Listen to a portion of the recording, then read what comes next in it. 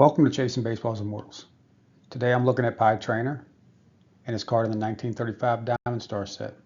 This is a late career issue of one of the game's greatest third basemen. Let's get started.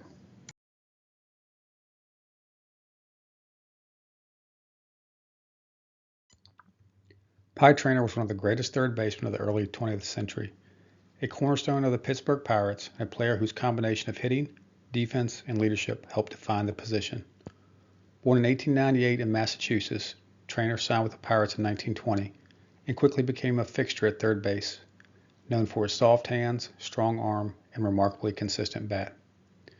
Throughout the 20s and early 30s, Traynor was the steady heartbeat of the Pirates lineup, batting over 310 times and finished his career with a .320 average, still one of the highest marks ever for a third baseman.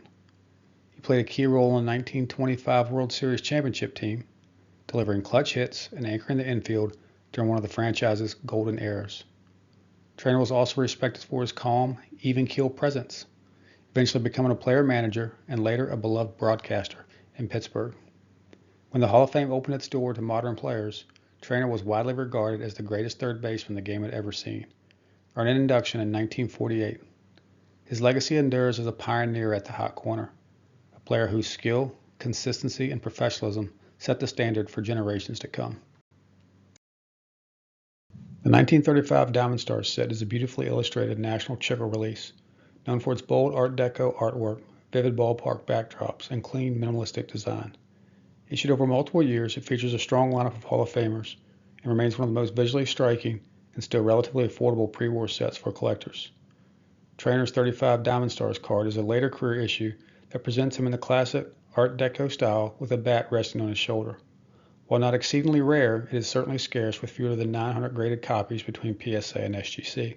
And although this card appears to have a print run similar to his 33 Gaudy, it remains noticeably less expensive. However, that gap has begun to close as interest in the Diamond Star set continues to grow. Collectors today can expect to pay around $250 for a low-grade example and close to $500 for a mid-grade copy. For collectors, this card offers a distinctive 1930s design paired with the greatest third baseman of the first half of the century.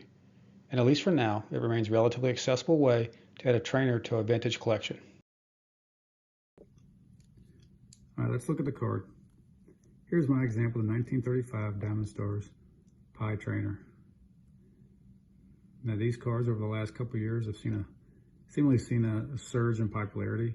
I don't know if it's because the Gaudis are becoming more expensive and this provides collectors a cheaper alternative, but they have seen quite an increase since I've been watching it. And this has been one of the cards I've been looking for a while.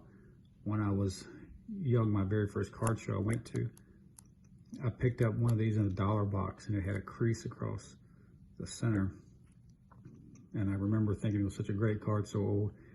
I'm sure I traded it away somewhere along the line, but I always wanted to get one back in my collection, and this was the one I got. I got it sometime within the last year. And I was looking for something that was well centered with good eye appeal, no creases, and this one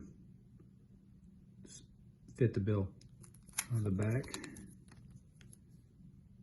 is nicely centered, no staining or marks. Corners are, I wouldn't call them sharp, they're worn. But overall, a great looking card. This is a PSA 2.5, and I got this off, I believe it was off eBay. I paid roughly $200, which I think is close to market value. I might have got a little bit of deal on it just because I do think it's a very good eye appeal card. It is centered. I don't see any creases in it, so yeah, I think it's a great pickup. And that completes my Pie Traynor run. Collectors looking to add a Pie Traynor card to their collection have options, but like many stars of his era, the landscape is a mix of extreme scarcity and a few more accessible issues. Three standouts: the 1922 American Caramel, the 1933 Gaudy, and the 1933 DeLong. Each offer something unique. The 1922 American Caramel is a set that is beautifully designed, 240 cards, featuring elegant sepia tone portraits framed by ornate orders and showcasing players from both leagues. This is one of Traynor's earliest appearances, depicting him mid-swing. With a PSA population of just 26, it's exceptionally rare, and collectors can expect to spend a few $1,000s even for a low-grade example. Next is the iconic 1933 Gaudi, one of the most influential sets in the hobby history. Its bright, colorful artwork and deep checklist make it a cornerstone release of the 30s. Traynor is shown at third base, finishing the throw, and with over 1,000 graded copies, it's far more attainable. Low-graded examples typically range from $300 to $600.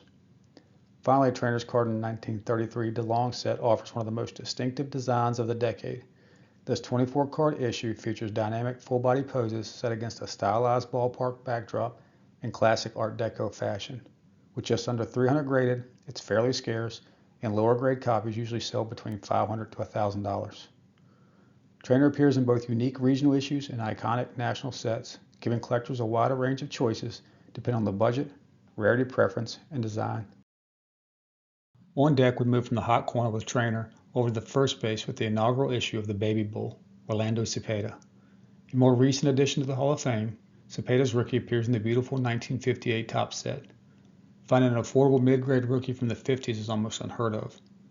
But this card is the perfect example, a great design from a classic issue featuring a Hall of Famer's debut that remains within reach for nearly every collector. See you then.